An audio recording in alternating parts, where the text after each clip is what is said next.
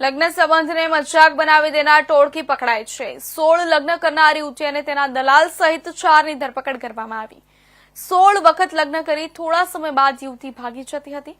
લાખો રૂપિયા લગ્ન માટે લેવામાં આવતા હતા। અમદાવાદનો રાજેશ ઠક્કર નામનો દલાલ યુવાન શોધતો હતો। ચાંદની ઠાકોર અને રશ્મિકા પંચાલ નામની બે યુવતીઓના વારંવાર લગ્ન કરવામાં આવતા હતા। 18 વખત લગ્ન કરી 52 લાખ રૂપિયા પડાવ્યા। દર વખતે લગ્ન કરતી વખતે બોગસ ડોક્યુમેન્ટ આપવામાં આવતા હતા। બોગસ આધાર કાર્ડ બનાવી યુવાનોને આપવામાં આવતા હતા। ગુજરાતના તમામ જિલ્લાઓમાં છેતરપિંડી કરવામાં આવી। મહેસાણા પોલીસે 2 લૂંટેરી દુલ્હન સહિત 2 દલાલની ધરપકડ કરી છે। દલાલ રાજેશ ઠક્કરે કહ્યું, અમદાવાદમાં 1200 મારા જેવા દલાલ યુવતીએ કહ્યું, મને લગ્ન કરવા માટે દબાણ કરવામાં આવતું હતું।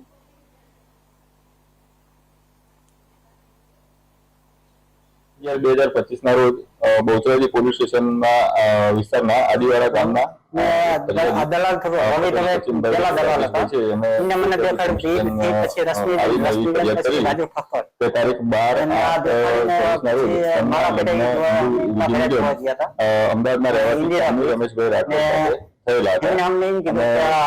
લગ્ન પહેલા અને લગ્ન પાસેથી 5 લાખ અને સોના ચાંદી લીધેલા લગ્નના 4 દિવસ પછી ચાંદની બેનના એ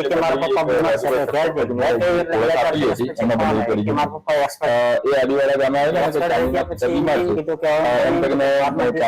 ગયેલા હતા અને ત્યારબાદ ચાંદીનો મોબાઈલ બંધ થઈ ગયેલો અને કોઈ પણ જાતની આમની સાથે વાત કરેલી તેથી ફરિયાદીના શંકા ઉપર અમે રવિભાઈ ઠક્કરનો જેને 11 તરીકેની ઓળખ આપેલી અને મેરેજ વખતે પૈસા પણ લીધેલા હતા તેમનો સંપર્ક કરતા આ જે આખું કાવતરું છે એ ખુલ્લું પડેલું અને ગલ્લા કરતા ખબર પડી કે ભાઈ આની અંદર એમની સાથે છેતરપિંડી થયેલી છે।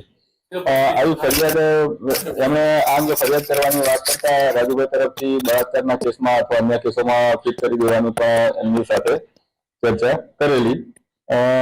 ટોટલ 5,57,000 જેટલી રકમ જે છે એ આમની પાસેથી લીધેલી હતી।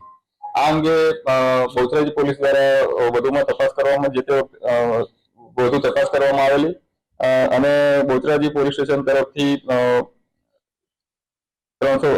બીએનએસ કલમ 336(3), 340(2), 318(2), 314, 308(6), 7, 352, 82, 351(3), 61(2)